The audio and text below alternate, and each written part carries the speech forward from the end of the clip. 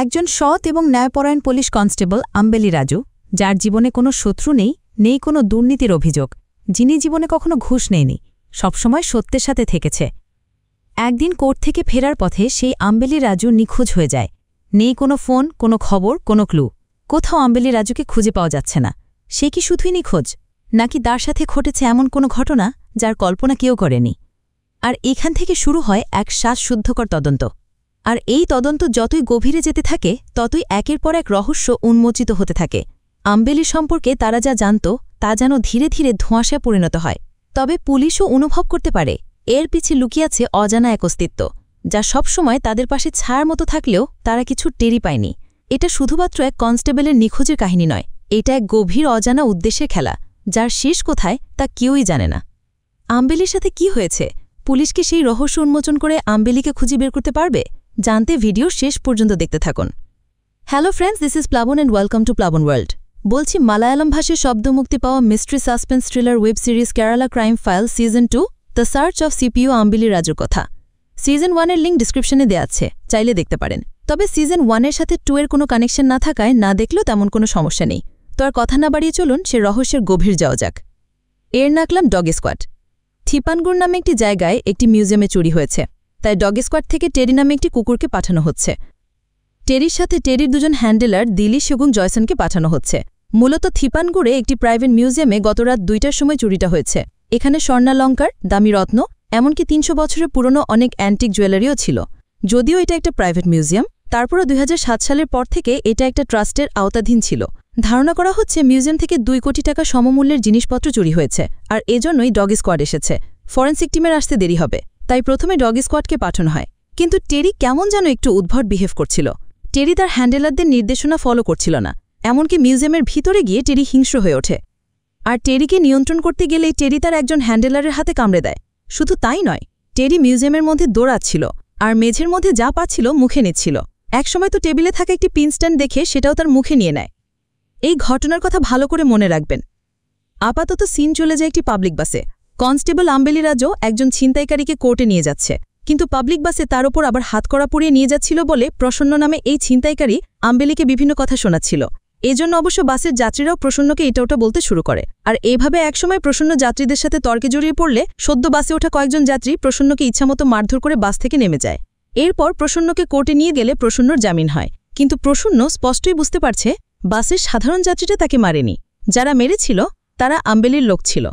আর এখানে আমরা এটাও জানতে পারি আম্বেলি কারোর থেকে ঘুষ নেয় না, অন্যের সাথে আপোষও করে না।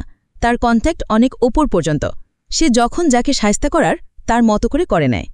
আম্বেলিকে দেখা যায় প্রসন্নদের সাথে কথা বলছে আর আইয়াপ নামে কাউকে বারবার কল করে যাচ্ছে। কিন্তু আইয়াপ আনের ফোন বন্ধ দেখে আম্বেলি তার মেয়ে ভিজিলাকে কল করে। ভিজিলা মূলত আম্বেলির কাছে একটি ফোন আবদার করেছিল।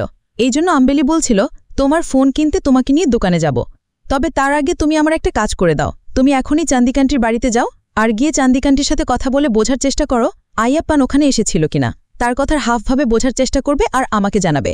আর এখানে আমরা আম্বেলি কথা এটাও জানতে পারি আইয়াপ্পান আম্বেলির রিলেটিভ, আর আইয়াপ্পান খুব সহজে কারো কাছে ধরা দেয় না। অন্যদিকে আমাদের এসআই নোবেলকে দেখানো হয়। নোবেল একজন এসআই থেকে, তবে নোবেলের স্পোর্টসে ইন্টারেস্ট বেশি থাকায় নোবেল এতদিন পুলিশের হয়ে ভলিবল খেলত আর বর্তমানে পুলিশের রেকর্ড রুমে কাজ করছে। এইদিকে আবার থিরানন্তপুরমে সন্ত্রাসীদের সাথে পুলিশের বিভিন্ন কানেকশন থাকায় সেখানে কর্মরত বিভিন্ন পদবীর পুলিশ কর্মকর্তা বা পুলিশ সদস্যদেরকে অনেকে চাকরিচ্যুত করা হয়েছে, অনেকে সাসপেন্ড করা হয়েছে, আবার কাউকে সেখান থেকে ট্রান্সফার করে দেওয়া হচ্ছে। আবার নোবেল চাকরির পর থেকে ল অ্যান্ড অর্ডারের সাথে জড়িত নেই, তাই নোবেলও চাচ্ছিল তার পোস্টিংটা যেন কোনো থানায় হয়। অবশ্য ধীরাভারান্তপুরমের এই ঘটনার পর নোবেলকে ট্রিভান ড্যামে পোস্টিং দেওয়া হয়, তবে এক্স্যাক্টলি কোন স্টেশনে তার পোস্টিং হয়েছে নোবেল এখনও সেটা জানতে পারেনি। নোবেল মূলত তার অ্যালার্জি সমস্যা নিয়ে ডক্টরের কাছে এসেছে, আর ডক্টরের কন্ডিশন জানার পর ডক্টর নোবেলের কাছে জানতে চায়, আপনার বাড়িতে কোনো পেট আছে, কুকুর বা বিড়াল? নোবেল জানে তার বাড়িতে একটি কুকুর আছে। ডক্টরের কথা হয়তো কুকুরের লোমের কারণে আপনারই সমস্যা হতে পারে। অবশ্য কুকুরটি নোবেলের নয়, স্টেফির, কারণ স্টেফি কুকুর খুব পছন্দ করে, আর স্টেফির কুকুরের নাম রমি। আর নোবেল শুরু থেকে কুকুরকে খুব বেশি পছন্দ করে না, এই জন্য স্টেফিকেও কুকুরের থেকে একটু দূরত্ব বজায় রাখতে বলে। নোবেল পুলিশে চাকরি করছে অনেকদিন যাবতই, কিন্তু কখনো ইউনিফর্ম পরতে হয়নি।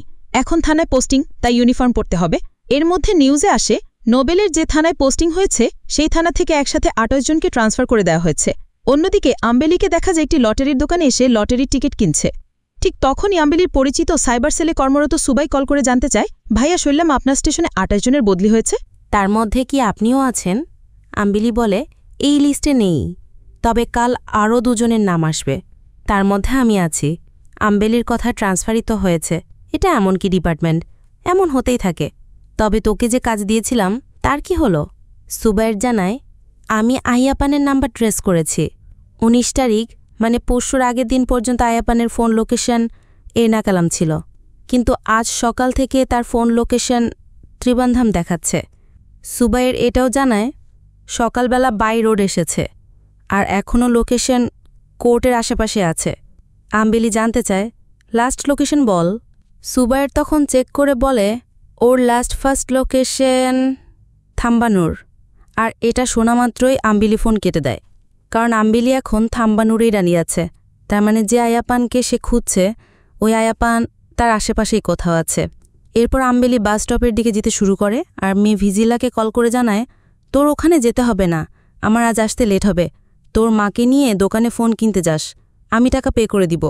অন্যদিকেই প্রথমে ত্রিবান্ধাম পুলিশে একসাথে এত পুলিশ অফিসার বা পুলিশ সদস্যের অদলবদল হয়েছে, তাই নতুন নতুন যারা যোগদান করেছে ডিওএসপি সবাই তাদের সাথে দেখা করে তাদের দায়িত্ব বুঝে দেয়। ইনি হচ্ছেন CIRG কুরিয়ান। নোবেলের যে থানায় পোস্টিং হয়েছে, কুরিয়ান সেই থানারই ইনচার্জ। আর ডিওএসপি অফিস থেকে দায়িত্ব বুঝে নিয়ে কুরিয়ান থানায় গিয়ে কাজ শুরু করে। এর মধ্যে কনস্টেবল প্রবীণ জানায়, এই পর্যন্ত ২৮ জন পুলিশ কনস্টেবলের অদলবদল হয়েছে। তবে আজ যে ২ জনের নাম এসেছে তারা এখন পর্যন্ত এখানে এসে যোগদান করেনি। একজন পাসপোর্ট কালেক্ট করতে গিয়েছে, বিকেলের মধ্যে এসে পড়বে। আর অন্যজন গতকাল একজন আসামি নিয়ে কোর্টে গিয়েছিল, এখন পর্যন্ত এখানে এসে যোগদান করেনি, তাকে ফোনেও পাওয়া যাচ্ছে না। কুরিয়ান বলে, ঠিক আছে, তার পরিবারের সাথে যোগাযোগ করে দেখো সে এখন কোথায় আছে। এদিকে আম্বেলির মেয়ে ভিজিলা তার মাকে নিয়ে মোবাইল ফোন কিনতে এসেছে, আর ফোন পছন্দ করে পেমেন্ট করার সময় আম্বেলিকে কল করলে আম্বেলি বারবার কল কেটে দিচ্ছিল, এমনটি একসময় তো ফোন বন্ধই করে রাখে। এদিকে কুরিয়ানের কথা মতো প্রবীণ আম্বেলি রাজুর খোঁজ করতে আম্বেলির মেয়ে ভিজিলার সাথে কথা বলে। তবে ভিজিলা জানায়, গত রাত থেকে সেও তার বাবাকে কল করে পাচ্ছে না, বাড়িতেও আসেনি। প্রবীণ বলে, ঠিক আছে, যদি কখনো যোগাযোগ হয় দ্রুত আমাদের থানায় যোগাযোগ করতে বলো। আর আম্বেলির বিষয়টা কুরিয়ানকে জানালে কুরিয়ান SI নোবেলকেও জানায়, যা আমাদের থানায় আম্বেলি রাজু নামে একজন কনস্টেবল আছে, তারও ট্রান্সফার হয়েছে, কিন্তু গতকাল এক আসামিকে নিয়ে কোর্টে যাওয়ার পর এখন পর্যন্ত ফিরে আসেনি। এর মধ্যে কনস্টেবল সুনীল আসে। সুনীলও এই থানাতেই ছিল, তবে সুনীলের অন্য থানাতে বদলি হয়েছে। সুনীল সেখানে যেতে প্রস্তুতি নিচ্ছে। কুরিয়ানের সাথে দেখা করলে কুরিয়ান সুনীলের কাছে জানতে চায়, আচমকা ট্রান্সফারের কথা শুনে আবার পালালো না তো?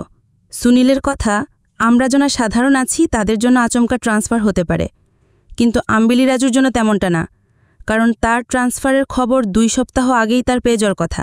সুনীল জানতে চায়, ওর পরিবারের সাথে কথা হয়েছে? প্রবীণ বলে, গত রাত থেকে বাড়িতে ফিরিনি। কুরিয়ান তখন সুনীলকে বলে, ও যেহেতু কোর্টে একজন আসামিকে নিয়ে গিয়েছিল, সেখানে লয়ারের সাথে কথা বললে হয়তোবা কিছু জানা যেতে পারে, তাই প্রবীণকে ওই লয়ারের সাথে কথা বলতে বলে। আর এদিকে সুনীল আম্বেলি রাজুর নম্বরে কল করে। আম্বেলির ফোন এখনও খোলা, রিং হচ্ছে, কিন্তু কেউ রিসিভ করছে না, কারণ আম্বেলির ফোনটি তখন রাস্তার পাশে একটি ট্রেনের মধ্যে পড়ে আছে। তার মানে আম্বেলির সাথে নিশ্চয়ই কিছু একটা হয়েছে। সিন চলে যায় ত্রিশূর, আশ্রয় টক রিটায়ারমেন্ট হোম, মানে পুলিশের ডগ স্কোয়াডের যে কুকুরগুলো বয়স হয়ে যায় বা অসুস্থ হয়ে পড়ে তাদেরকে এখানে এনে রাখা হয়। টেরিকেও এখানে আনা হয়েছে, টেরি এখন অসুস্থ। ওই ঘটনার পর থেকে টেরি খাওয়া দাওয়া ছেড়ে দিয়েছে, দিন দিন দুর্বল হয়ে পড়ছে। এই জন্য ডক্টর টেরি চেক আপ করছিল। ডক্টর স্পষ্ট বুঝতে পারছে না টেরি কেন মোটা করছে, তবে টেরির তলপেট চাপ দিতেই ডক্টর বুঝতে পারে টেরির তলপেটে কিছু একটা হয়েছে, এজন্যে টেরি অসুস্থ আর খাওয়া দাওয়া করছে না। ডক্টর জানায় টেরির খুব দ্রুত এক্সরে করাতে হবে। এজন্য ডগ রিটায়ারমেন্ট হোমে কাজ করা সুভাষ এখানে ইনচার্জকে জানায়। ডক্টর বলছে টেরির এক্সরে করাতে হবে। ইনচার্জ বলে, ঠিক আছে, এক্সরে করাতে নিয়ে যাও, তবে মনে রেখো কাল ওকে অ্যাডপ্ট করতে লোক আসবে, কোনো ঝামেলা যেন। সুভাষের কাছে যাব, কিন্তু গাড়িকে চালাবে? ইনচার্জ বলে, আয়াপানকে নিয়ে যাও। আর আয়াপানের কথা শুনে সুভাষ বলছিল, ও তো সবসময় ঘোরের মধ্যে থাকে, ওকে নিয়ে যাও নিরাপদ না। আর এরপরে আমরা আয়াপানকে দেখতে পাই। আয়াপান একটু অন্য স্বভাবের লোক, কারোর সাথে খুব বেশি কথাও বলে না। আয়াপান এখানে ড্রাইভারের কাজ করে। আর আমরা এখানে এটাও জানতে পারি এখানে যারা কুকুরদের দেখাশোনা করে তাদের থেকেও কুকুরদের সাথে আয়াপানের কানেকশনটা একটু বেশি, কারণ আয়াপান কুকুরদের খুবই পছন্দ করে। এদিকে আম্বেলিরও এখনও কোনো খোঁজ পাওয়া যায়নি। তবে পুলিশ আম্বেলির পরিবারকে এই বিষয়টি এখনও কিছু জানায়নি। কুরিয়ান সুনীলের কাছে আম্বেলির বিষয় জানতে চাইলে সুনীল জানায় আম্বেলি খুবই সৎ লোক ছিল, আর এজন্য এখানে সবাই আম্বেলিকে রেসপেক্টও করত। এখানে কারো কোনো সমস্যা হলে, কোনো ডিল করতে হলে আম্বেলির মধ্যস্থতার মাধ্যমে সেগুলো হতো। আর আম্বেলির ট্রান্সফারটা কোনো পানিশমেন্ট ট্রান্সফার নয়, এখানে সবার ট্রান্সফার হয়েছে। তাকে যদি ট্রান্সফার না করা হয় তাহলে প্রশ্ন উঠবে, এজন্য তারও ট্রান্সফার অর্ডার হয়েছে। এর মধ্যে প্রবীণ ওই লয়ারের সাথে কথা বলে জানতে পারে আম্বেলি ওই দিন কোর্ট থেকে বের হয়ে একটি লটারি দোকানে গিয়েছিল। আর প্রবীণ কুরিয়ানকে লটারি দোকানের বিষয়ে বললে সুনীলও বলে আম্বেলি স্যার রেগুলার লটারি কিনতেন, যখনই কোর্টে যেতেন ওই দোকান থেকে লটারি কিনতেন। আর সুনীলও আম্বেলির বিষয়ে যেহেতু এত কিছু জানে তাই কুরিয়ান সুনীলকে আরও একটা দিন এখান থেকে যেতে অনুরোধ করে। আর এরপর সুনীল প্রবীণকে নিয়ে সেই লটারি দোকানে যায়। দোকানদার তাদের জানায় আম্বেলি সেদিন এখানে এসেছিল। হঠাৎ একটি ফোন আসায় কথা বলতে বলতে জংশনের দিকে চলে গিয়েছিল। লোকটি জানতে চায় কেন কি হয়েছে। প্রবীণরা জানায় তার ফোন বন্ধ, থানাতেও যোগদান করেনি, বাড়িতেও যায়নি। লোকটি বলে আপনারা বিচ্ছুর সাথে দেখা করতে পারেন, কারণ বিচ্ছু অধিকাংশ সময় ওই ব্রিজের ওখানে থাকে। আম্বেলি স্যার যদি ওই ব্রিজের ওখান দিয়ে গিয়ে থাকে তাহলে বিচ্ছুর দেখার কথা। তবে বিচ্ছুর কাছে জানতে চাইলে বিচ্ছু জানায় আমি ওই বিদ্যাকে দেখিনি, তবে আপনারা বাইপাস রোডে খোঁজ করে দেখতে পারেন। সাথে বিচ্ছুর থেকে এটাও জানা যায় ওই দিন আম্বেলির সাথে ডিল করতে কর্ণাটকা থেকে কয়েকজন লোক এসেছিল। এরপর বাইপাসের ওখানে গেলে এক বৃদ্ধ জানায় ওই দিন সে আম্বেলিকে ফোনে কথা বলতে বলতে একটি অটোতে উঠতে দেখেছিল, আর নীল রঙের একটি গাড়ি অটোকে ফলো করছিল। আর অটোর বিষয়ে জানতে পেরে সুনীল আর প্রবীণ সেই অটোচালককে খুঁজে বের করে। অটোচালকের থেকে জানা যায় আম্বেলি সেদিন তার অটোতে করে গিয়েছিল, কিন্তু কিছু দূর যাওয়ার পর নীল রঙের যে গাড়ি তাদের অটোকে ফলো করছিল, আম্বেলি অটো থেকে নেমে প্রথমে ওই কার ড্রাইভারের সাথে কিছু কথা বলে, এরপর ওই কারে উঠে চলে যায়। তবে অটো এবং কারের মধ্যে একটা দূরত্ব থাকায় অটোচালক কারের নম্বরটি স্পষ্ট দেখতে পায়নি। তবে অটোচালক এটা জানায় নম্বর আমি দেখতে না পেলেও ওই কার একটি স্টিকার লাগানো ছিল, যেমনটা ভাড়ার গাড়িতে লাগানো থাকে। এরপরে আমাদের ওই নীল রঙের কারটিকে দেখানো হয়। জঙ্গলের মধ্যে একটি জলাধারের পাশে কেউ একজন ওই গাড়িটি পরিষ্কার করছে। এদিকে আম্বেলির নিখোঁজের খবর মিডিয়াতেও চলে এসেছে। আর আম্বেলিকে খুঁজে না পেয়ে পুলিশ আম্বেলির ফোন লোকেশন ট্র্যাক করে রাস্তার পাশের ওই প্লেন থেকে আম্বেলির ফোনটিকে উদ্ধার করে। ফোনের উপর ধুলোবালি পড়ে আছে, আবার কোনাও ভাঙা। নোবেল কুরিয়াওকে কল করে জানায় স্যার ফোন তো আমরা পেয়েছি, কিন্তু ফোনটা আমরা পেয়েছি রাস্তা থেকে বেশ দূরে। গাড়ি থেকে যদি পড়ে যায় তাহলে এত দূরে পড়ার কথা না, মনে হচ্ছে গাড়ি থেকে ছুঁড়ে ফেলা হয়েছে। আবার কুরিয়ান প্রবীণের কথা বলে যে ওরা ওই লটারির দোকানে খোঁজ করতে গিয়ে জানতে পেরেছে আম্বেলি বাইপাস জাংশন থেকে একটি ব্লু রঙের কারে উঠে গিয়েছিল। নোবেল বলে স্যার এখান থেকে 3 কিলোমিটার দূরেই কিছু দোকান আছে, এটিএমও আছে। আমি সেগুলো সিসিটিভি চেক করে দেখছি ওই গাড়িটি এখানে দেখা গিয়েছে কিনা। এর মধ্যে এএসআই সাজি আসে। নোবেল জানতে চাচ্ছিল যে আমরা যে বাইপাস জাংশনে যাচ্ছি সেটা কি ফরেন্সিক ল্যাবের পথেই পড়বে। সাজি বলে না স্যার, উল্টো দিকে। এজন্য নোবেল বলে তাহলে ফোনটি আপনি ল্যাবে পাঠিয়ে দিন, আমরাও জাংশনে যাই। তবে যাওয়ার পথে নোবেল সাজিকে জানতে চাচ্ছিল আপনার কি মনে হচ্ছে বলুন তো। তখন সাজি জানায় সাজি ওই ফোনের মধ্যে রক্তের দাগ দেখতে পেয়েছে, তবে সাজি এটা স্পষ্ট না, তাই ল্যাব রিপোর্ট না আসা পর্যন্ত সাজি কোনো মন্তব্য করতে চাইছে না। অন্যদিকে আমাদের ওই নীল রঙের কারটিকে দেখানো হয়। কেউ একজন কারের সিটে লেগে থাকা রক্ত ধুয়ে পরিষ্কার করছে, আর লোকটি কারের গ্লাসে লাগানো রেন্টাল কোম্পানির স্টিকারটি তুলে ফেলে। এমনকি সামনের ড্যাশবোর্ডে একটি গণেশ মূর্তি ছিল সেটাও সরিয়ে রাখে, যাতে এই কারটিকে কেউ আইডেন্টিফাই করতে না পারে। সিন চলে যায় থানায়। কুরিয়ান আর নোবেল থানায় ছিল। ঠিক তখনই সিআই আসে। নোবেলের উপর চড়াও হয়ে ওঠে। সিআইয়ের কথা, ফোনটি যখন তুমি উদ্ধার করলে তোমার উচিত ছিল ফরেন্সিক ল্যাবে গিয়ে দ্রুত ওই তথ্যটা বের করা, কিন্তু তুমি সেটা না করে এখানে বসে সবকিছু করার চেষ্টা করছো। মূলত নোবেলের যেহেতু থানায় কাজ করার অভিজ্ঞতা কম, সেজন্যই সিআই তাকে এভাবে অপমান করছে। তবে এরপর সিআই যেটা জানায় সেটা শুনে কুরিয়ান আর নোবেল দুজনেই চমকে ওঠে। সিআই জানায় আম্বেলির ফোনের গায়ে রক্ত লেগেছিল। ল্যাবে টেস্ট করে দেখা গেছে ব্লাড গ্রুপ AP পজিটিভ। ওই রক্ত আম্বেলির সাথে ম্যাচ করেছে। এজন্য সিআই নোবেলকে বলে এখানে বসে সময় নষ্ট না করে দেখো ওর পরিবারের সাথে কথা বলে কোনো তথ্য বের করতে পারো কিনা। তবে আপাতত এই রক্তের বিষয়ে কাউকে কিছু বলার প্রয়োজন নেই। সাথে সাথে নোবেল সাজিকে নিয়ে বেরিয়ে যায়। তবে সিআইয়ের বকা খেয়ে নোবেল সাজিকে বলছিল, দেখুন আমার থেকে আপনার এক্সপিরিয়েন্স অনেক বেশি, তাই এরপর থেকে আপনার যদি মনে হয় যে আমার কিছু করা উচিত আপনি বিনা দ্বিধায় আমাকে বলবেন। এর মধ্যে স্টেফি কল করে, আর স্টিফি জানায় স্টিফি যখন রান্নাঘরে কাজ করছিল তখন তাদের বাড়িতে বাইরের একটি কুকুর ঢুকে পড়েছিল, আর ওই কুকুরটির সাথে তাদের রবির সাথে ফাইট হয়েছে। তবে রবি আহত হয়নি শুনেই নোবেল কল কেটে দেয়। এরপর নোবেলরা আম্বিলির বাড়িতে গিয়ে আম্বিলির মেয়ে আর স্ত্রীর কাছে আয়াপ্পানের বিষয়ে জানতে পারে যে আম্বেলি আয়াপ্পানের সাথে মাঝে মাঝে দেখা করত, তবে আয়াপ্পান খুব বেশি একটা আসত না। আয়াপ্পানের বিষয়ে আম্বিলির স্ত্রীও জানায় আম্বিলির আগে এক মেয়ের সাথে বিয়ে হয়েছিল, ওই মেয়েকে ডিভোর্স দেওয়ার পরে তাদের বিয়েটা হয়েছে, আর আয়াপ্পান ওই মেয়ের দ্বিতীয় স্বামী। নোবেল জানতে চায় তাহলে কি আয়াপ্পানের সাথে আম্বিলির কোনো সমস্যা ছিল? আম্বিলির স্ত্রী জানায় তাদের কথাই তো বন্ধুর মতো মনে হতো, আমি কখনো কোনো সমস্যা দেখিনি। তবে আয়াপ্পানকে এখন কোথায় পাওয়া যাবে জানতে চাইলে সে জানায় কোথায় পাওয়া যাবে আমরা বলতে পারবো না, তাকে খুব কমই দেখা যায়, আর বেশিরভাগ সময় তো সে জেলেই থাকে। এখান থেকে ফিরে নোবেল কুরিয়ানের সাথে দেখা করে, আর কুরিয়ান জানায় 1986 থেকে 2000 পর্যন্ত ত্রিবান্দাম থেকে নাগারকোল পর্যন্ত যে সকল ডাকাতি হতো আয়াপ ম্যাক্সিমাম ডাকাতিতে সামিল হতো। 1996 সালে আয়াপ্পান প্রথম গ্রেফতার হয়। ওই সময় 10 থেকে 12টা আলাদা আলাদা কেসে আয়াপ্পানের 12 বছরের জেল হয়েছিল, কিন্তু পরবর্তীতে ওর শাস্তি অনেক কমে যায়। আরও জেলে থাকা অবস্থায় ওই সময় সুপারিনটেন্ডেন্ট ওর জন্য সুপারিশও করেছিল। পরবর্তীতে জেল থেকে বের হওয়ার পর ওকে বিভিন্ন জায়গায় ড্রাইভারের কাজ দেওয়া হতো। তাদের বর্তমানে রিটায়ার্ড পুলিশ ডক্সের শেল্টার হোমে ড্রাইভারের কাজ করছে। নোবেল বলে আমি ওখানে খোঁজ নিয়েছি, ও গত 2 বছর যাবৎ সেখানে ড্রাইভার বা ছোটোমোটো পার্ট টাইম কাজ করছে। তবে সেখানে ইনচার্জের সাথে কথা বলে আমি জানতে পারলাম গত সপ্তাহে কয়েকদিনও ওখানে ছিল না, ও আর্জেন্ট কাজের কথা বলে বাড়িতে গিয়েছিল, কিন্তু ওর স্ত্রী বলছে ও বাড়িতে আসেনি। আর আমরা এখানে এটাও দেখতে পাই নোবেল এখানে আসার আগে আয়াপ্পানের স্ত্রী ভট্টির সাথে দেখা করেছে। আয়াপ্পানের স্ত্রীর সাথে কথা বলে এটাও জানা যায় আয়াপ্পান থাকলেও আম্বিলি আসতো না, না থাকলেও আসতো, আর এতে আয়াপ্পানের কোনো সমস্যাই ছিল না। আর আম্বিলির কারণেই আয়াপ্পানের সাথে তার বিয়েটা হয়েছিল, আর তাদের দুজনের মধ্যে সম্পর্কটাও খুব ভালো ছিল। নোবেল কুরিয়ানকে এটাও জানায় সাইবার সেলের তথ্যমতে গত 1 সপ্তাহ যাবৎ আম্বিলি আয়াপ্পানকে বহুবার কল করেছে, কিন্তু আয়াপ্পান কল রিসিভ করেনি। এজন্য সাইবার সেলে কাজ করা আম্বিলির পরিচিত একজন থেকে আম্বিলি আয়াপ্পানের নম্বরটি ট্রেস করার চেষ্টা করেছে। সাথে নোবেল এটাও জানায় আম্বিলির ফোনে কর্ণাটকের একটি নম্বর থেকে গত 10 দিনে বহুবার কল এসেছে, আর প্রতিবারে 30 থেকে 40 সেকেন্ডের মতো কথা হয়েছিল। আর গতকাল ঠিক সকাল 6টার সময় আয়াপ্পানের ফোন নম্বর থেকে আম্বিলির নম্বরে একটি মেসেজ এসেছিল। মেসেজে লেখা ছিল ব্লু রাউন্ড বাইপাস জাংশন।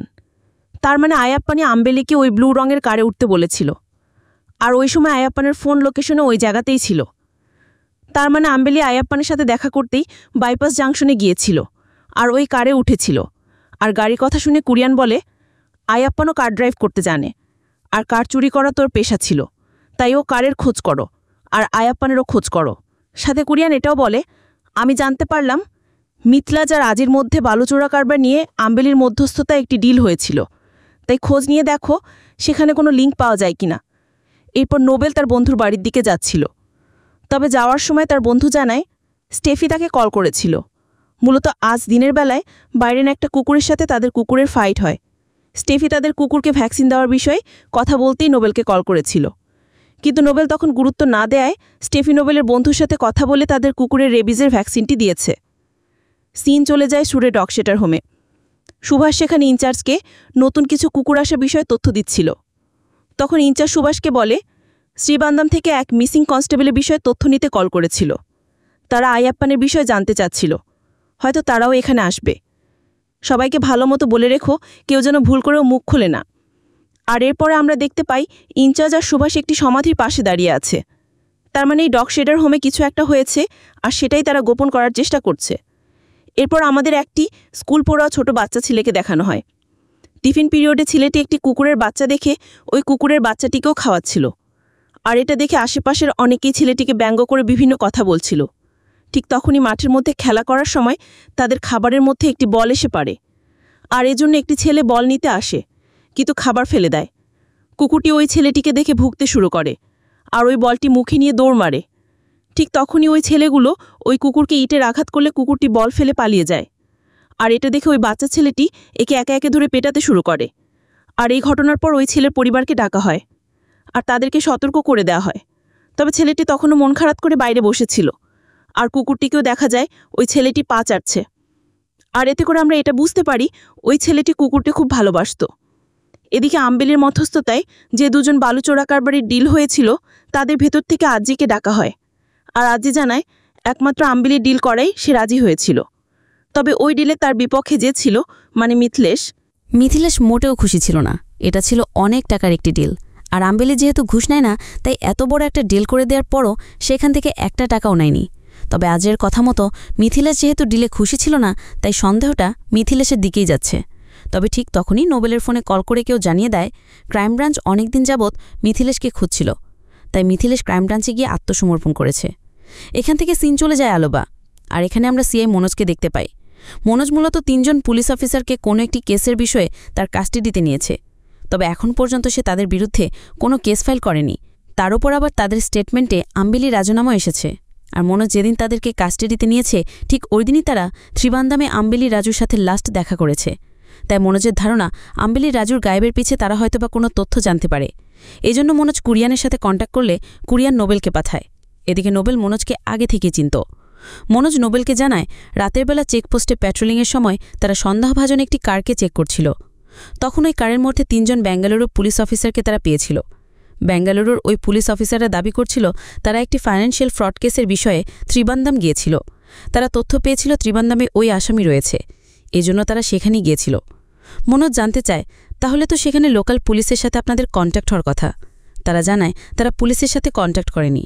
আবার মনোজ যখন ওই আসামির নাম জানতে চায় তারা আসামির নামও বলতে চাচ্ছিল না। এজন্য মনোজের একটু সন্দেহ হয়। যদিও তারা বেঙ্গালুরু পুলিশে চাকরি করে, তারপরও মনোজ তার এরিয়াতে থাকায় মনোজ তাদের কার চেক করে, আর কারের মধ্যে 20 লক্ষ টাকা পায়। পরে অবশ্য তাদেরকে জিজ্ঞাসাবাদের এক পর্যায়ে তারা জানায় এই 20 লক্ষ টাকার 10 লক্ষ টাকা দিয়েছিল মিথিলেশ, মানে যেই মিথিলেশ সিবিআইয়ের কাছে আত্মসমর্পণ করেছে, আর বাকি 10 লক্ষ টাকা দিয়েছিল নিখোঁজ কনস্টেবল আম্বেলি রাজু। অন্যদিকে কুরিয়ানকে দেখা যায় মিথিলেশের সাথে দেখা করতে এসেছে, আর মিথিলেশকে জিজ্ঞাসাবাদের এক পর্যায়ে মিথিলেশ জানায় আম্বেলির নিখোঁজের বিষয়ে মিথিলেশের কোনো হাত নেই। মিথিলেশ স্বীকার করে যে ওই ডিলে মিথিলেশের সবথেকে বেশি ক্ষতি হয়েছিল, এজন্যই ওই ডিলটা মিথিলেশ খুশি ছিল না। তবে পরবর্তীতে আম্বেলি মিথিলেশকে তার থেকে বড় একটি অপরচুনিটি দিয়েছিল। কী সেই অপরচুনিটি? সেটা বেঙ্গালুরুর ওই পুলিশদের কাছ থেকেই জানা যায়। সে জানে বেঙ্গালুরুতে 7 জনের নামে একটি ফাইন্যান্সিয়াল চিটিং কেস হয়েছিল। ওই কেসে 3 জনকে তারা সেখানে গ্রেপ্তার করেছিল। তারা 3 জনই কর্ণাটকার ছিল, আর 2 জন গ্রেপ্তার হয়েছিল কাস্টারাগড় থেকে। আর বাকি যে 2 জন ছিল তাদের তথ্য ওই 2 জনের থেকেই পাওয়া গিয়েছিল। তারা জানিয়েছিল বাকি 2 জন শ্রীবান্দমের, তাদের একজন ছিল মিথিলেশ। এজন্য বেঙ্গালুরু পুলিশের ওই সদস্যরা মিথিলেশের উপর সার্বক্ষণিক নজর রাখছিল, কারণ তারা জানতে চাচ্ছিল মিথিলেশের সাথে অন্য ব্যক্তিটিকে।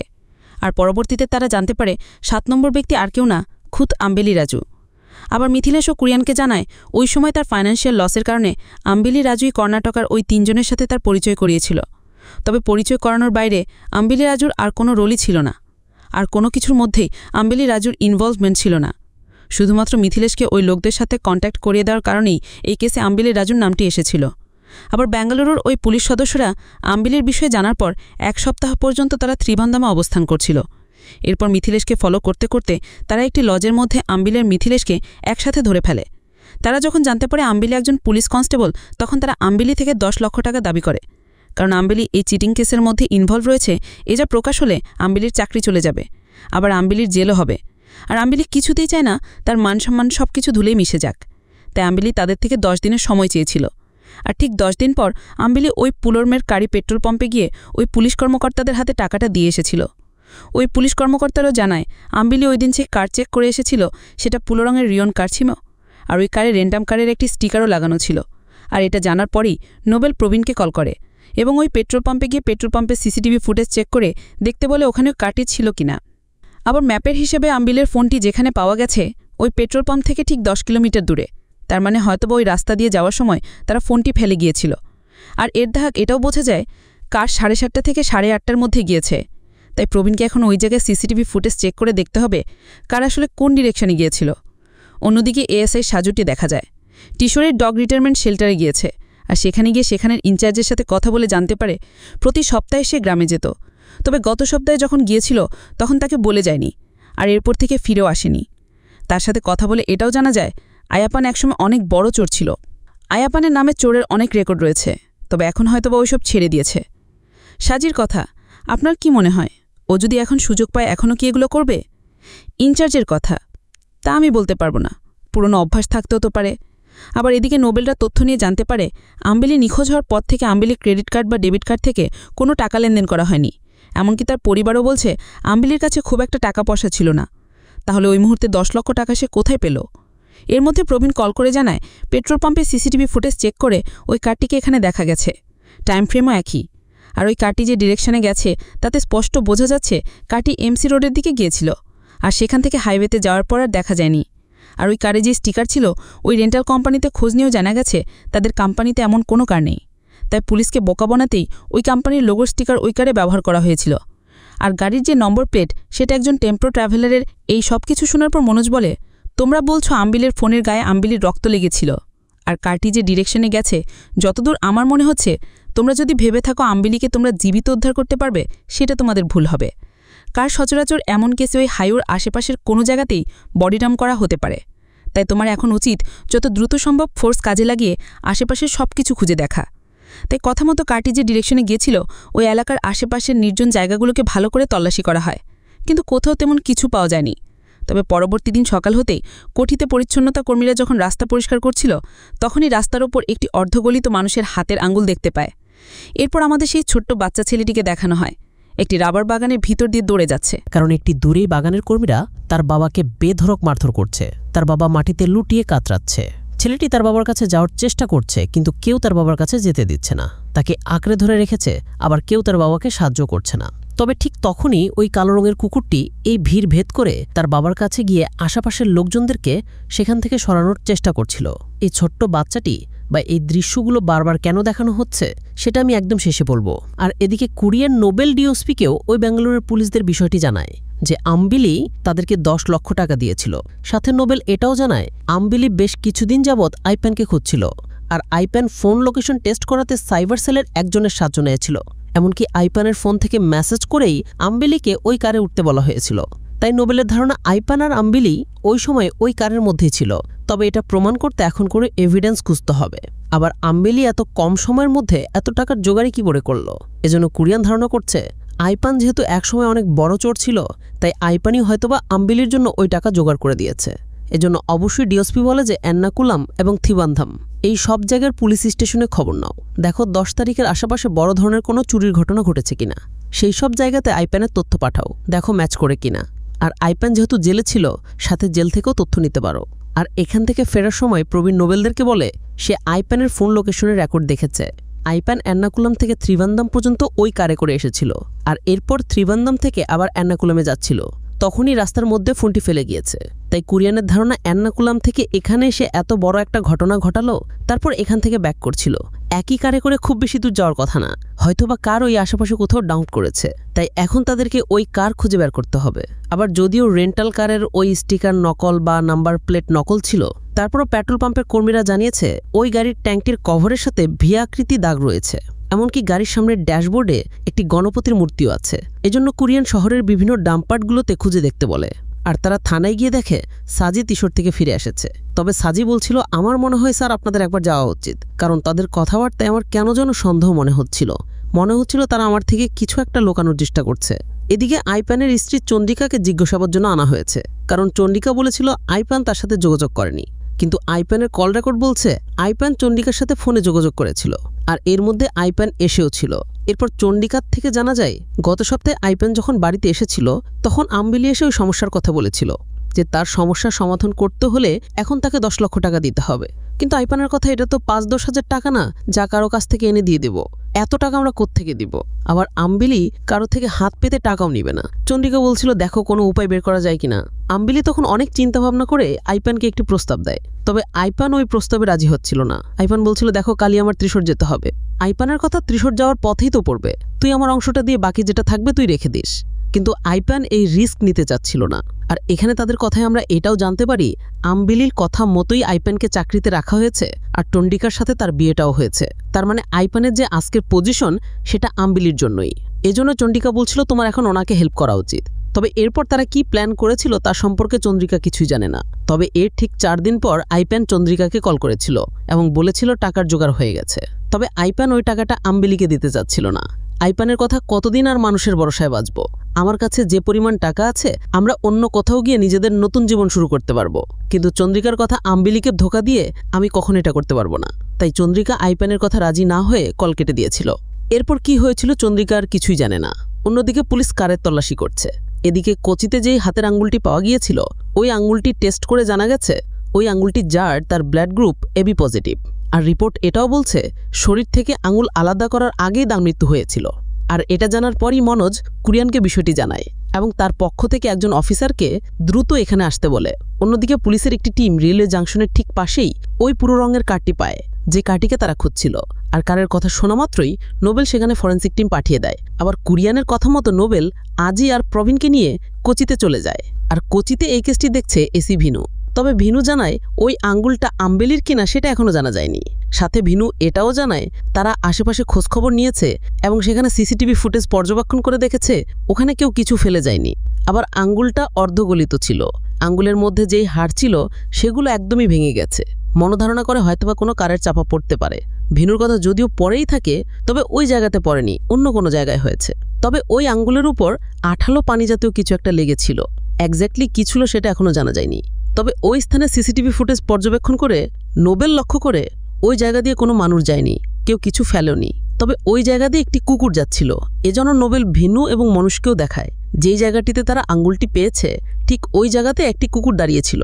আর ল্যাব রিপোর্ট যেমনটা বলছে যে যেই আঙ্গুলটা তারা পেয়েছে দেখে মনে হচ্ছে আঙ্গুলটা কেউ চিবিয়ে খেয়েছে, আর আঙ্গুলের উপর আঠালো পানির মতো কিছু একটা লেগে আছে। তাই নোবেলের ধারণা এটাও তো হতে পারে ওই কুকুরটা ওই আঙ্গুলটা চিবিয়ে খেয়েছিল, কিন্তু হজম করতে না পেরে ওই জায়গায় এসে বমি করেছে। অন্যদিকে ফরেন্সিক টিম ওই নীল রঙের কারের তল্লাশি করে কারের মধ্যে এবি পজিটিভ রক্তের স্ট্যান্ড পায়। এদিকে আবার ল্যাব থেকে তথ্য নিয়েও জানা যায় ওই আঙ্গুলের ওপর যে পদার্থ পাওয়া গিয়েছিল সেটা এক ধরনের এনজাইম, যেটা ডাইজেস্ট করতে সাহায্য করে। তার মানে নোবেল যেটা ধারণা করছে কুকুরের বমির সাথে আঙ্গুলটি বেরিয়ে এসেছিল। আবার একজন এক্সপার্টের সাথে কথা বললে সেও জানায় একটা প্রাণী খাবার খাওয়ার পর পেটের মধ্যে তার একটা ডাইজেশন রেট থাকে, আর সেটা দেখে নির্ধারণ করা যায় ওই খাবারটা সে কতক্ষণ আগে খেয়েছিল। আর আঙ্গুলটা যে পরিস্থিতিতে পাওয়া গেছে তাতে দেখেই বোঝা যাচ্ছে কুকুরটি হয়তোবা ঠিক 10 মিনিট আগে ওই আঙ্গুলটি খেয়েছিল। তার মানে এটা এখন স্পষ্ট কুকুরটা 10 মিনিট আগে ওই আঙ্গুলটা খেয়েছে, আর এখান দিয়ে যাওয়ার সময় ঠিক 10 মিনিট পরেই এখানে বমি করে রেখে গেছে। তবে কুকুরটা এক্স্যাক্টলি কোন জায়গা থেকে ওটা খেয়েছিল সেটা এখন কিভাবে বের করা যাবে? এজন্য নোবেল একটি আইডিয়া দেয়। নোবেল বলে একটা কুকুর তো 10 মিনিট পুরো শহর ঘুরতে পারে না, তাই আমরা ওই এলাকার আশেপাশের সকল সিসিটিভি ফুটেজ পর্যবেক্ষণ করে ওই কুকুরের বমি করার আগে 10 মিনিটের রোডম্যাপ দেখতে পারি, যে কুকুরটি এক্স্যাক্টলি 10 মিনিট পূর্বে কোন জায়গা থেকে এসেছিল। কুকুরটি যেহেতু ওই এলাকার, তাহলে আমরা ওই জায়গাতে পৌঁছাতে পারব। যে এই কথা সেই কাজ। ওই জায়গার আশেপাশের সকল সিসিটিভি ফুটেজ বের করা হয় এবং ওই টাইম ফ্রেমের গত 10 মিনিটে কুকুরটি কোন কোন জায়গা দিয়ে আসছিল প্রত্যেক জায়গার সিসিটিভি ফুটেজ কালেক্ট করা হয়। একে একে সিসিটিভি ফুটেজ আসছে আর কুকুরের গতিপথ জানা যাচ্ছে। আর এভাবে বের করতে করতে একসময় দেখা যায় কুকুরটি ঠিক 10 মিনিট আগে সেন্ট্রাল স্টেডিয়ামের 5 নম্বর গেট দিয়ে বের হয়েছিল। তার মানে কুকুরটি ওই সেন্ট্রাল স্টেডিয়ামের ভেতর থেকে আঙ্গুলটি খেয়েছিল। আর পরবর্তী দিনই পুরো স্টেডিয়াম ঘিরে ফেলা হয়। এই স্টেডিয়ামটি মূলত পরিত্যক্ত অবস্থায় পড়ে আছে। এটা অপরাধীদের অভয়ারণ্য তৈরি হয়েছে। রাত হতে এখানে যেমন নেশার আড্ডা জমায়, ঠিক তেমনি প্রস্টিটিউটরা তাদের কাস্টমারের খোঁজ করতে আসে। তবে এই স্টেডিয়ামের মাঠের মধ্যে রক্ত এবং মাংসের টুকরো পাওয়া যায়। রোদ্রের কারণে শুকিয়ে যাওয়ায় কতদিন আগে সেটা বোঝা যাচ্ছে না। তবে পুলিশ সেই স্যাম্পলগুলো ল্যাবে পাঠিয়ে দেয়। আবার এদিকে যে ব্লু রঙের কারটি পাওয়া গিয়েছিল সেই ব্লু রঙের কারের আসল মালিক পাওয়া গিয়েছে। তার নাম অগাস্টিন। এজন্য নোবেল অগাস্টিনের সাথে দেখা করতেই যাচ্ছিল। তবে যাওয়ার আগে নোবেল বিনোকে বলে, আমরা তো শুধুমাত্র ওই কুকুরের একদিন সিসিটিভি ফুটেজ চেক করেছিলাম। যদি আমরা বিগত 10 দিনের ওই স্টেডিয়ামের সামনের কোনো সিসিটিভি ফুটেজ চেক করে দেখি তাহলে হয়তো আমরা কিছু পেতে পারি। এরপরে নোবেলরা অগাস্টিনের সাথে দেখা করে। অগাস্টিন মূলত থানায় তার কার চুরির কমপ্লেন করে রেখেছে। তবে এই অগাস্টিনের বিষয়ে তথ্য নিয়ে জানা গেছে এই অগাস্টিন একসময় আয়াপানের সাথে একই জেলে ছিল। তারা একসাথে কাজ করত।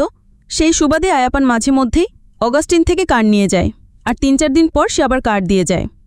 অগাস্টিন এটাও জানায় আয়াপান যখনই কোনো চুরি করত তখন ওই চুরির মাল বিক্রি করতে তার থেকে কার নিয়ে কোয়েম্বাতুরে যেত, কারণ কোয়েম্বাতুরের এক এজেন্টের কাছে সব চুরির মাল সে বিক্রি করত। এবার অবশ্য সেজন্যই কার নিয়ে গিয়েছিল। তবে এবার আয়াপান কার নিয়ে যাওয়ার পর তাকে এটাও বলেছিল এবার সে বড় কিছু করতে যাচ্ছে, আর অগাস্টিন যেন কারের জন্য ফেসে না যায়, আয়াপান নিজেই অগাস্টিনকে বলেছিল পুলিশ ওই কার খুঁজে বের করবে, এজন্য তুমি থানায় গিয়ে তোমার কার চুরির কমপ্লেন করে আসবে। তাই আয়াপানের কথা মতোই অগাস্টিন পুলিশ কমপ্লেন করেছে। এদিকে কুরিয়ানও কোচিতে এসেছে। নোবেল নিজেই কুরিয়ানকে রেলওয়ে স্টেশন থেকে পিক করে নিয়ে যাচ্ছিল। আর যাওয়ার সময় নোবেল কুরিয়ানকে বলে, ডগ শেল্টার হোমের ইনচার্জ আমাদের থেকে কিছু লোকাচ্ছে, তাকে যদি আমরা আমাদের এখানে এনে জিজ্ঞাসাবাদ করতে পারি তাহলে কিছু তথ্য জানা যাবে। আর এজন্যই কুরিয়ান পুলিশকে কল করে সে পারমিশনটাও নিয়ে নেয়। সিন চলে যায় পরবর্তী দিন। নোবেল কুরিয়ান এবং মনোজকে জানায় নোবেল ওই স্টেডিয়ামের সামনের বিগত 10 দিনের সিসিটিভি ফুটেজ পর্যবেক্ষণ করেছে, আর সেখানে কুকুরের চলাফেরার একটা সিমিলারিটি পাওয়া গেছে। সেখানে প্রতিদিন একটি নির্দিষ্ট সময় কুকুরের আসত আর দলভেদে চলে যেত।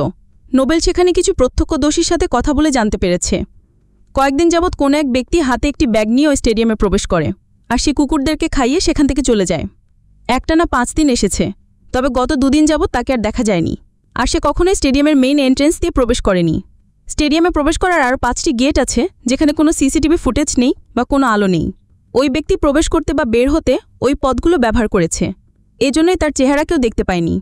তবে নোবেল যেমনটা বলছে, এই থিওরি যদি সঠিক হয় তাহলে পুরো দেশে হাঙ্গামা বেঁধে যাবে। তাই প্রপার এভিডেন্স না পাওয়া পর্যন্ত এই থিওরি কোনোভাবেই প্রকাশ করা যাবে না। এদিকে পুলিশের আরেকটা টিম কোয়েম্বাতুরে গিয়েছে। আয়াপান যে এজেন্টের কাছে চুরির মালামাল বিক্রি করত, তার ওই ব্যক্তির সাথে কথা বলে জানতে পারে আয়াপান কিছুদিন আগেই তার কাছে চুরির কিছু মালামাল বিক্রি করে গিয়েছিল।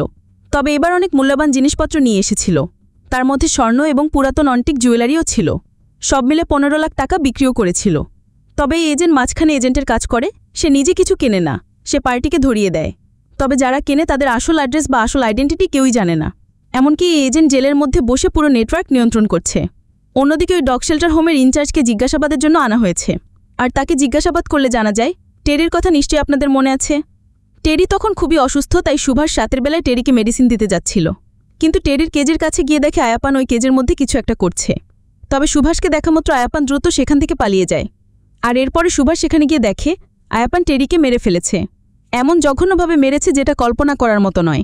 আয়াপান টেরির পেট কেটে পুরো পেট ফেরে ফেলেছিল। তবে এই ঘটনা যদি জানাজানি হয় তাহলে তাদের কারোরই চাকরি থাকবে না, এজন্যই তারা ওই ঘটনাটি গোপন করেছিল। কিন্তু ইনচার্জের কথা, আয়াপান তো কুকুরকে খুব ভালোবাসত, কিন্তু কেন যে সেই কাজটি করেছে সেটা আমরা নিজেরাও জানি না। হয়তোবা সে নেশাগ্রস্ত অবস্থায় করেছে, নয়তোবা কোনো কিছু লুকানোর চেষ্টা করছিল। আর নিজেদের চাকরি বাঁচাতে টেরিটি মাটি চাপা দিয়ে দিয়েছিল। এমনকি ভেটেরিনারি ডক্টরের থেকে তারা ন্যাচারাল ডেথের সার্টিফিকেটও নিয়ে রেখেছিল। তবে ওই দিন পালিয়ে যাওয়ার পর থেকে তারা আয়াপানের বিষয়ে আর কিছুই জানতে পারেনি। আর ইনচার্জের কথার উপর ভিত্তি করে নোবেল এখন ধারণা করছে হয়তোবা ওই ঘটনার পর আয়াপান তার বন্ধু অগাস্টিন থেকে কার নিয়ে কোয়েম্বাতুরে গিয়ে চুরির মালামাল বিক্রি করেছিল, আর এরপরই তার ওয়াইফকে কল করে অন্য কোথাও চলে যাওয়ার বিষয়টি বলেছিল। তবে এর মধ্যে ভিনু এসে যে তথ্যটা দেয় তার জন্য কেউই অপেক্ষা করছিল না। ভিনু জানায়, স্টেডিয়ামে যে রক্ত আর মাংসের স্যাম্পল পাওয়া গিয়েছিল, ল্যাব থেকে টেস্ট করে জানা গেছে ওই রক্ত মাংস 2 জন ভিন্ন ব্যক্তির। তাদের মধ্যে একজন আম্বেলি রাজু আর অন্যজন আয়াপান। আর এর ভিতর দিয়ে পুরো কেসের মোড় ঘুরে যায়, কারণ তারা তো এতদিন আম্বেলি রাজুর খুনের দায়ে আয়াপানকে খুঁজছিল। কিন্তু খুদ আয়াপান যদি আম্বেলি রাজুর সাথেই খুন হয়ে থাকে, তাহলে তাদের দুজনের খুন কে করল? এর মধ্যে নিশ্চয় তৃতীয় কোনো ব্যক্তি আছে, আর কে সেই ব্যক্তি এখন সেটাই খুঁজে বের করতে হবে। আর এই বিষয়টা জানার পর মনোজ নোবেলকে বলছিল ওই নীল রঙের কারের মধ্যেই সব উত্তর লুকিয়ে আছে। তুমি সময় নষ্ট না করে ওই নীল রঙের কারটি আবার চেক করাও। দেখো ড্রাইভারের সিটের আশেপাশে আয়াপান বা ওই গাড়ির মালিক অগাস্টিন ব্যতীত আর কারো ফিঙ্গারপ্রিন্টও পাওয়া যায় কিনা। কারণ মনোজের সন্দেহ আয়াপান নিজে ওই রেল স্টেশনের পাশে রেখে আসেনি, অন্য কেউ হয়তোবা রেখে এসেছে। মনোজের ধারণা আম্বেলি রাজুর জন্য আয়াপানই কোনো না কোনোভাবে ওই 10 লাখ টাকা অ্যারেঞ্জ করেছিল, আর আয়াপানের ওই সোর্সটাও আম্বেলি রাজুই তাকে ইনস্ট্রাকশন দিয়েছিল। আর চুরের মাল নিয়ে আয়াপান কোয়েম্বাটোরে এসে চুরির মাল বিক্রি করেছে। এরপর টাকা নিয়ে কোয়েম্বাটোর থেকে এখানে আসছিল। পথে হয়তো কেউ আয়াপানকে বাধা দিয়েছে, আয়াপানের কারে উঠেছে আর আয়াপানের কাছে, আর আয়াপানকে থ্রেট দেয় আয়াপান হয়তোবা আম্বেলির নাম বলে দিয়েছে। নোবেলের কথা এখানে আম্বেলির নাম কি করে আসবে? মনোজের ধারণা হয়তোবা আয়াপান আর আম্বেলি পূর্বে একসাথে কিছু করেছিল, আর তার বদলা নিতেই ওই ব্যক্তি প্রথমে আয়াপানকে ধরেছে। আর আয়াপানের কাছে যখন আম্বেলির বিষয়ে জানতে পেরেছে, আম্বেলিকে বলেছে যে আয়াপানই তাকে পাঠিয়েছে। এমনকি আম্বেলিকে বিশ্বাস করানোর জন্য আম্বেলিকে 10 লাখ টাকাও দিয়েছিল। তাই আয়াপানার সাথে কি হয়েছিল সেটা জানতে পারলে আম্বেলির বিষয় জানা যাবে। তবে মনো যেটাও জানতে চাই, ডগ রিটায়ারমেন্ট শেল্টার হোমে ওই কুকুরের বিষয় কি হলো। তবে এই তথ্য নিতে পরবর্তী দিনই নোবেলরা ডগ স্কোয়াডের ইনচার্জের সাথে দেখা করে আর সেখানে গিয়ে জানতে পারে টেরি মূলত সিসিডিএসে ভুগছিল, মানে মানুষের যেমন আলজাইমার হয় তেমনটা কুকুরেরও। মানে কুকুরটি আস্তে আস্তে সবকিছু ভুলে যাচ্ছিল, এজন্য তার হ্যান্ডেলার আর কেউ চিনতে পারছিল না। সে তাদের কমান্ডো ফলো করছিল না। ওই মিউজিয়ামের কেসেই পাঠানো হয়েছিল। আর সেখানে টেরি যেটা করেছিল তার জন্যই মূলত টেরিকে তারা শেল্টার হোমে পাঠায়। শেল্টার হোমে পাঠানোর পর টেরির অবস্থা খুব খারাপ হয়ে গিয়েছিল। আর একদিন তাদের কাছে খবর এসেছিল টেরি মারা গেছে। এর বাইরে তারা টেরি সম্পর্কে আর কিছুই জানে না। আর এই সব কিছু শোনার পর নোবেল ওই মিউজিয়ামে রিএমবিন করতে চায়। মানে নোবেলের ধারণা ওই মিউজিয়ামে কিছু একটা ঘটেছিল। নোবেলরা প্রথমেই ওই মিউজিয়াম থেকে কি কি চুরি হয়েছিল তার লিস্ট অ্যারেঞ্জ করে। ওই দিন যে ফটোগ্রাফার ওই ঘটনার ভিডিও করেছিল তার থেকে ওই ভিডিওটি দেখে। তবে ভিডিওটি দেখার সময় ওই ফটোগ্রাফার জানায় এই ভিডিওটি সে এর আগেও ভেটেরিয়ান ডক্টরকে দেখিয়েছে। আর এরপর ওই ডক্টরের সাথে দেখা করলে ডক্টর জানায় ওই মিউজিয়ামে টেরি কেমন যেন অদ্ভুত আচরণ করছিল। আর সেখান থেকে আনার পর টেরি খাওয়া দাওয়া ছেড়ে দিয়েছিল। মনে হচ্ছিল খাবার দাবার চিনেই না। ধীরে ধীরে আরও অসুস্থ হয়ে পড়ছিল। পরে আমি বুঝতে পারি ওর তলপেটে কিছু একটা হয়েছে, এজন্য আমি এক্স-রে করাই। আর এরপর ডক্টর তার মোবাইল ফোনে থাকা ওই এক্স-রের একটি ফটোগ্রাফ দেখায়, যেখানে টেরির পেটের মধ্যে একটি সরু আকৃতির পিন দেখা যাচ্ছে। আর ফটোগ্রাফারের থেকে ওই ভিডিও দেখার পর বুঝতে পারি টেরি ওই দিন পিন হোল্ডার গিলে ফেলেছিল। আর ওই পিন হোল্ডার গিলে ফেলায় টেরির স্টমাক ছিঁড়ে গিয়েছিল। তবে এখানে পিন হোল্ডারের সাথে গোলাকৃতির আরও একটা জিনিস দেখা যাচ্ছে, যেটা দেখতে ঠিক আংটির মতো। ডক্টর বলে আমারও সন্দেহ হচ্ছিল এটা কোনো আংটি হতে পারে, কারণ সেখান থেকে অনেক কিছুই মিসিং হয়েছিল। ডক্টর বলে আমার যখন সন্দেহ হচ্ছিল এটা কোনো আংটি হবে, তখন পুলিশে থাকা আমার পরিচিত একজনের দ্বারা ওই মিউজিয়ামে চুরিয়ে যাওয়া মালের লিস্ট বের করে আমি জানতে পারি ওই লিস্টের মধ্যে একটি আংটিও ছিল, যেটা 17 শতকের। আর ওই আংটিটি সরকারের কাছে অনেক মূল্যবান একটি আংটি। হয়তোবা চোর সেদিন ওই আংটিটি ফেলে গিয়েছিল আর টেরি ওই আংটিটি গিলে নিয়েছিল। ডক্টর এটাও জানায় ডক্টর টেরির পরিস্থিতি বোঝার পর টেরিকে বাঁচানোর জন্যই এইসব তথ্য জোগাড় করেছে। আর ডক্টরের থেকে এটাও জানা যায় ডক্টর যেদিন ওই ফটোগ্রাফারের থেকে ভিডিও দেখতে গিয়েছিল সেদিন ডক্টরের সাথে ড্রাইভার হিসেবে আয়াপানও গিয়েছিল, কারণ সচরাচর ডগ শেল্টার হোমের যে কোনো কাজে আয়াপানই ডক্টরকে আনানেওয়া করত। ডক্টরের থেকে স্টেটমেন্ট নেয়ার পর নোবেল তার বাড়িতে ফিরে যায় আর স্টেফির সাথে একসাথে খেতে বসে স্টেফি তার কুকুর রবির কথা বলছিল, কারণ রবি ইদানিং খুবই অসুস্থ, খাওয়া দাওয়া বন্ধ করে দিয়েছে। স্টেফির ধারণা ওই দিন বাইরে থেকে একটি কুকুর আক্রমণ করার পর সময় মতো ভ্যাকসিন না দেওয়া হয়তোবা এমনটা হয়েছে। তবে একটি কুকুরের বিষয় নিয়ে এত কথা বলা বা এত চিন্তা করাটা নোবেল একদমই পছন্দ করছিল না। এই জন্য স্টেফি একটু রাগ করে চলে যায়। এরপর নোবেল খাওয়া শেষ করে যখন রুমে আসে নোবেল দেখে স্টেফির কুকুরটি মেঝেতে শুয়ে আছে। নোবেল স্টেফির কুকুরের মাথায় হাত রেখে হাত বোলাচ্ছিল আর কুকুরটিও তখন তার লেজ নাড়ছিল। আর এটা দেখেই নোবেলের মাথায় কিছু আসে। নোবেল দ্রুত পপিনকে কল করে টেরির যে হ্যান্ডেলার ছিল তার তথ্য নিতে বলে। আর ঠিক এর পরদিনই নোবেলরা টেরির হ্যান্ডেলার দিলিশের সাথে দেখা করে। আর দিলিশের সাথে কথা বলে জানা যায় দিলিশ একাই টেরির হ্যান্ডেলার ছিল না, কারণ প্রত্যেকটা কুকুরের 2 জন হ্যান্ডেলার থাকে। আর টেরির হ্যান্ডেলার হিসেবে দিলিশের সাথে জেসমনও ছিল। আর টেরির সবকিছু ভুলে যাওয়ার ওই রোগের কথা জেসমন অনেক আগেই জানতে পেরেছিল। আর জেসমনের কথা মতোই দিলিশ এই বিষয়ে কাউকে কিছু জানায়নি। তবে ওই ঘটনার আগেও টেরি আরেকটি ঘটনা ঘটিয়েছিল, যেটা তারা গোপন করেছিল। আর ওই বিষয়টি প্রকাশ হয়ে যাওয়ায় তাদেরকে সাসপেন্ড করে দেওয়া হয়েছে। নোবেলের কথা তোমরা কমপ্লেন করতে পারতে। দিলিশ বলে স্যার যদি সেটা আমরা করতাম তাহলে টেরিকে স্কোয়াড থেকে বের করে দেওয়া হতো। নোবেলের কথা সাধারণ একটা কুকুরই তো, তাতে কি। দিলিশ বলে স্যার সেটা আমার জন্য, কিন্তু জেসমনের জন্য অন্য কিছু। জেসমন একটু অন্য স্বভাবের লোক। আর জেসমনের বিষয়ে জানতে চাইলে দিলিশ জানায় জেসমনের সাথে কয়েকদিন আগেও আমার কথা হয়েছে। সে বলেছে ও গ্রামের বাড়িতে আছে। তবে জ্যাসমনের গ্রামের বাড়ির ঠিকানা নিয়ে সেখানে গিয়ে জানা যায় জ্যাসমন গত 4 থেকে 5 মাস যাবৎ তার বাড়িতে আসেনি, বা তার সম্পর্কে তার আশেপাশে কেউই জানে না। এমনকি জ্যাসমনের আত্মীয়স্বজন বলতেও কেউ নেই। আর এই তথ্য পাওয়ার পর নোবেল দিলিশকে দিয়ে জ্যাসমনকে কল করায়। দিলিশ জ্যাসমনের কাছে তার বর্তমান লোকেশনের কথা জানতে চাচ্ছিল। জ্যাসমন বলে আমি বাড়িতে আছি। তবে দিলিশের কথায় জ্যাসমনের একটু সন্দেহ হয়, এজন্য জ্যাসমন কল কেটে দিয়ে তার ফোন বন্ধ করে রাখে। আর এরপরেই জ্যাসমনের কল লোকেশন হিস্ট্রি বের করে নোবেল কোরিয়ানকেও জানায় আম্বেলি যেদিন নিখোঁজ হলো ওই আপার আম্বেলি ওই কারে করে যেখানে যেখানে গিয়েছে ওই টাইমলাইন আর জ্যাসমিনের ফোনে কল লোকেশন টাইমলাইন একদমই সেম। আর জ্যাসমিনকে যখন আজ প্রথম কল করা হয়েছিল জ্যাসমিনের প্রথম কল লোকেশন বলছে সে অ্যানাকোলমে আছে। এমনকি ওই ব্লু কারের রেয়ার মিররেও নতুন একজনের ফিঙ্গারপ্রিন্ট পাওয়া গেছে। আর ওই ফিঙ্গারপ্রিন্ট ম্যাচ করাতে ডগ স্কোয়াডের অফিসটা পাঠানো হয়েছে। তবে এর মধ্যে আরও একটি তথ্য পাওয়া যায়, রেলওয়ে স্টেশনের পাশে এক ব্যক্তি জ্যাসমুনকেই ওই কারটি পার করতে দেখেছে। আর এসব তথ্য পাওয়ার পর কোরিয়ানা এসপিকেও জানায়, সাথে এটাও জানায় ড্রেনের মধ্যে আম্বেলি রাজুর যে ফোনটি পাওয়া গেছে ওই ফোনের মধ্যেও জ্যাসমুনের ফিঙ্গারপ্রিন্ট পাওয়া গেছে। তবে স্টেডিয়ামের থিওরি এখনো প্রমাণ করা যাচ্ছে না, তাই সেটা আপাতত গোপন রাখতে হবে। ওই থিওরি প্রমাণ করতে হলে তাদেরকে আগে জ্যাসমুনকে ধরতে হবে। এজন্য পুলিশ জ্যাসমুনের খোঁজে নেমে পড়ে। এর মধ্যে দিলিশ নোবেলকে জানায় জ্যাসমুন এমন এক ব্যক্তি, ও যখন যা চায় তাই করতে পারে। ও মানুষের সাথে কম কথা বলতো।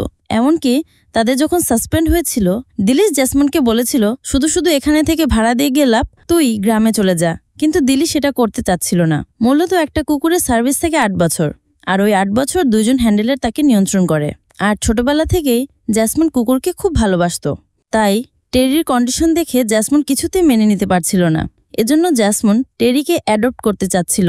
আর এজন্যই জ্যাসমুন ডগ স্কোয়াডের ইনচার্জ বাবুর সাথে দেখা করে এবং টেরিকে অ্যাডপ্ট করার বিষয়ে বলে। বাবু তখন জ্যাসমুনকে বুঝাচ্ছিল, দেখো ওর যে কন্ডিশন, ওকে কিছু খেতে দিলেও খাচ্ছে না, উল্টো আমাদের দেখেই ভুগছে। এমন কন্ডিশনের পরও তুমি কেন ওকে নিতে চাচ্ছ? তখন জ্যাসমুন বাবুকে একটি গল্প বলে। জ্যাসমুন বলে, ছোটবেলা আমার বাবা আমাকে একটি ডগি এনে দিয়েছিল। ওই ডগিকে আমি খুবই ভালোবাসতাম। আমার বাবা ছিল একজন নেশারু, রোজ নেশার আড্ডায় যেত। তবে একদিন জাংশনের পাশে লোকজন একটি সাপ মারছিল, আর এটা দেখে আমার বাবা সবাইকে বাধা দেয়। আমার বাবা বলেছিল, এই দুনিয়াতে প্রত্যেকটি জীবকেই নিজের মতো করে বাঁচার অধিকার আছে, মারতে হবে কেন? সবাই ভেবেছিল সাপটি মারা গেছে, কিন্তু আমার বাবা দোকান থেকে দুধ কিনে ওই সাপকে একটু একটু করে দুধ খাওয়ায়। আর এর কিছুক্ষণ পর সাপটি নড়াচড় ওঠে, আর সবাই যখন বুঝতে পারে সাপটি জীবিত, তখন আবার ওই সাপটাকে মারতে আসে। কিন্তু আমার বাবা সাপটাকে রক্ষা করতে নিজে শার্টের মধ্যে লুকিয়ে রাখে। আশেপাশের লোকজন তখন ইটপাটকেল ছুটছিল, আর ওই সাপটা একসময় প্যানিকে আমার বাবাকে কামড়ে বসে। এরপর আমার বাবার নাকমুখ দিয়ে রক্ত ঝরতে শুরু করে। বাবা মাটিতে লুটিয়ে কাঁদছিল, কিন্তু বাবার শার্টের মধ্যে ওই সাপ থাকায় কেউ বাবাকে হেল্প করতে যেতে চাচ্ছিল না। এমনকি আমি ছুটে গেলেও আমাকে বাবার কাছে যেতে দেয়নি। সবাই যখন বাবার থেকে দূরে দাঁড়িয়েছিল, ঠিক ওই মুহূর্তে আমার সেই ডগিটি বাবার কাছে গিয়েও সাপটা তাড়ানোর চেষ্টা করছিল। ওই সময় আমাকে কেউ বাবার কাছে যেতে দেয়নি। আমাকে কেউ একজন জোর করে ওখান থেকে নিয়ে গিয়েছিল। আমার বাবা লাশটা যখন ওখানে পড়েছিল, আমার কুকুর টিপু তখনও সেখানে দাঁড়িয়েছিল। আমাদের যা কিছু হোক না কেন, ওরা তো আমাদেরকে ছেড়ে যায় না। তাহলে ওদের বিপদের সময় আমরা কিভাবে ওদেরকে ফেলে দিই? আর জ্যাসমুনের অমরতে বাগু টেরিকে অ্যাডপ্ট করার পারমিশনও দিয়ে দেয়। ঠিক পরবর্তী দিনই জ্যাসমুন টেরিকে আনতে গিয়েছিল। তবে এরপরে ওই ডক্টর দ্রুত সেখানে আসে, আর এর কিছুক্ষণ পর সুভাষিসে জ্যাসমুনকে টেরির মৃত্যুর বিষয়টি বলে। তবে টেরি এক্স্যাক্টলি কিভাবে মারা গেছে সুভাষ সেটা গোপন রেখেছিল। তবে ডক্টরকে বিচলিত দেখে জ্যাসমুন ডক্টরের কাছে জানতে চায় আসলে টেরির সাথে কি হয়েছে। যদিও ডক্টর কাউকে বিষয়টি এখনো জানায়নি, তারপর ডক্টর যেহেতু সবকিছু জানতো, তাই ডক্টর জ্যাসমুনকে পুরো বিষয়টি খুলে বলে যে আইপান ওই আংটিটির জন্য টেরির পেট কেটে টেরিকে খুন করে। আর সবকিছু জানার পর জ্যাসমুন টেরির মৃত্যুটি কিছুতেই মেনে নিতে পারছিল না। জ্যাসমিন টেরির সমাধির পাশে দাঁড়িয়ে চিৎকার করে কান্না করছিল। ডগ স্কোয়াড থেকে সবকিছু জানার পর নোবেলরা যখন ফিরছিল, তখনই ভিনু কল করে জানায় জ্যাসমিনের কল লোকেশন ট্যাগ করে জানা গেছে গত সপ্তাহে জ্যাসমিনের ফোনটি ভাইপিন এরিয়াতে কয়েকবার অ্যাক্টিভ হচ্ছিল, আবার ভাইপিন এরিয়াতে জ্যাসমিন ঘুরে বেরিয়েছে। তাই তারা ধারণা করছে জ্যাসমিন হয়তোবা ওই ভাইপিন এরিয়াতে কোথাও রয়েছে। এই জন্য ওই এলাকার ব্রোকারদের কাছে জ্যাসমিনের বিষয়ে তথ্য নেওয়া হয়, আর তাদের মধ্যে একজন জানায় জ্যাসমিনকে সে এখান থেকে 2 কিলোমিটার দূরে একটি বাসা ভাড়া নিয়ে দিয়েছে, আর গত 1 মাস যাবৎ জ্যাসমিন সেখানেই থাকে। তবে জায়গাটা নদীপথ, নৌকা নিয়ে যেতে হয়। জানার পর নোবেলরা জ্যাসমিনের ওই বাড়ির উদ্দেশ্যে বেরিয়ে যায়। তবে তারা যখন পৌঁছায় ঠিক তখনই কারেন্ট চলে যায়, আর তারা ঘরের সামনে গিয়ে জানালা দিয়ে তাকিয়ে দেখে জ্যাসমিন ফ্যানের সাথে ঝুলছে। আর ঘরের মধ্যে তল্লাশি করে রক্তমাখা ফ্রিজ, রক্তমাখা কাটার যন্ত্র, এমনকি বহন করা বস্তা পায়। তাতে স্পষ্ট বোঝা যাচ্ছে জ্যাসমিন এখানে বডি কেটে বস্তায় করে নিয়ে কুকুরদেরকে খাইয়েছে। তবে হঠাৎ করে ইলেকট্রিসিটি চলে আসে, আর ফ্যানটা অন হয়ে যায়। আর এটা দেখে নোবেলের মনে পড়ে নোবেলদের নৌকা যখনই এখানে ভিড়েছে ঠিক তখনই বিদ্যুৎ চলে গিয়েছিল, আর এখন বিদ্যুৎ আসার সাথে সাথে ফ্যানটা অন হয়েছে। তার মানে নোবেলদের আসার শব্দ পেয়েই জ্যাসমিন এটা করেছে। আর টাইম গ্যাপটা যেহেতু খুবই কম, তাই জ্যাসমিনের বেঁচে থাকার সম্ভাবনাও রয়েছে। অবশ্যই এরপরেই জ্যাসমিনকে দ্রুত নামানো হয়, আর দেখা যায় জ্যাসমিন এখনও জীবিত। সাথে সাথে জ্যাসমিনকে হসপিটালে নিয়ে যাওয়া হয়। এরপর 3 সপ্তাহ কেটে যায়, জ্যাসমিন এখনও সুস্থ। তবে ওই ঘটনার পর থেকে জ্যাসমিনের মুখ দিয়ে আর একটি শব্দও বের হয়নি, তাই পুলিশ কোনো স্টেটমেন্টেও নিতে পারছে না। আর স্টেটমেন্ট ছাড়া তারা চার্জশিটও ফাইল করতে পারছিল না। তবে জ্যাসমিনের বিরুদ্ধে যে তথ্য প্রমাণ তারা পেয়েছে তাতে পুলিশ স্পষ্ট বুঝতে পারছে এই সবকিছু জ্যাসমিনই করেছে। যদিও জ্যাসমিন তাদেরকে স্টেটমেন্ট দিচ্ছে না, কিন্তু পুলিশকে তো চার্জশিট ফাইল করতে হবে। তাই জ্যাসমিন কনফেশন না দিলেও এসপি তাদের মতো করে একটি চার্জশিট তৈরি করতে বলে। দরকার হলে একজন এক্সপার্টের হেল্পও নিতে বলে। আর এরপরে পুলিশের একজন এক্সপার্ট সদস্যকে ডাকা টাকা হয়। আর তার অভিজ্ঞতা থেকে সে ক্রাইম সিনগুলো আবার নতুন করে ক্রিয়েট করে এবং প্রত্যেকটি জায়গায় ইনভেস্টিগেশন করে চার্জশিট তৈরি করতে থাকে। এমনকি জাসমানকে যখন স্টেডিয়ামে নিয়ে যাওয়া হয় তখন ওই কুকুরগুলোকে দেখা যায় তারা জাসমানকে দেখে লেজে নাড়ছে। তার মানে এটা দ্বারাও প্রমাণ হচ্ছে আম্বেলি এবং আয়াপানের বডি কেটে খেয়ে জাসমানই খাইয়ে গেছে। কিন্তু অ্যাকচুয়ালি আয়াপান এবং আম্বেলির সাথে জাসমান কি করেছিল? জাসমান যেহেতু কিছু বলছে না, তাই সেটা জানার কোনো উপায় নেই। তবে না বললেও আমরা কিন্তু সেটা আন্দাজ করতে পেরেছি, কারণ মনোজ কিন্তু আগেই তার অভিব্যক্তি দিয়েছিল যে আসলে কি ঘটতে পারে। তবে আমি আপনাদের বোঝার স্বার্থে ছোট্ট করে একটু বলে দিচ্ছি। আম্বেলি রাজু যখন ওই সমস্যায় পড়েছিল তখন আম্বেল এবং রাজুর 10 লাখ টাকার প্রয়োজন ছিল। তবে ওই মুহূর্তে তারা এতগুলো টাকা কিভাবে জোগাড় করবে সেটা তারা কিছুই বুঝতে পারছিল না। আবার বাড়িতে আসার আগে আয়াপান ওই ডক্টরের সাথে থেকে টেরির পেটের ওই আংটির বিষয় জানতে পেরেছিল। আর আয়াপান ওই আংটির বিষয়ে আম্বেলির সাথে শেয়ার করায় আম্বেলি আয়াপানকে ওই আংটিটি চুরি করতে বলেছিল। আর এজন্যই কিন্তু প্রথমে আয়াপান এত রিস্ক নিয়ে এই কাজটি করতে যাচ্ছিল না। কিন্তু যখন কোনোভাবে টাকা অ্যারেঞ্জ করতে পারছিল না তখন আয়াপান বাধ্য হয়ে টেরির পেট কেটে ওই আংটিটি বের করে কোয়েম্বাটুরে গিয়ে বিক্রি করে দিয়েছিল। আর জাসমান এই বিষয়টি জানার পর টেরির মৃত্যুর বদলা নিতে আয়াপানের খোঁজ করে আর আয়াপানের থেকে আম্বেলি রাজ বিষয় জানতে পারে। যেহেতু পুরো পরিকল্পনাটা আম্বেলি রাজ এবং আয়াপান মিলের করেছিল, তাই জাসমান তাদেরকে খুন করে তাদের বডি কেটে কুকুরকে খাইয়ে দিয়েছে। এটাই ছিল তার চরম প্রতিশোধ। তবে এই বিষয়ে আপনার অভিব্যক্তিকে সেটা অবশ্যই কমেন্টে জানাবেন। আর ভিডিওটি ভালো লাগলে ভিডিওতে লাইক দিয়ে চ্যানেলটিকে সাবস্ক্রাইব করতে একদম ভুলবেন না। দেখা হবে অন্য কোনো মুভি বা সিরিজের এক্সপ্লেনেশন ভিডিওতে। ততক্ষণ সবাই ভালো থাকবেন, সুস্থ থাকবেন। আল্লাহ হাফেজ।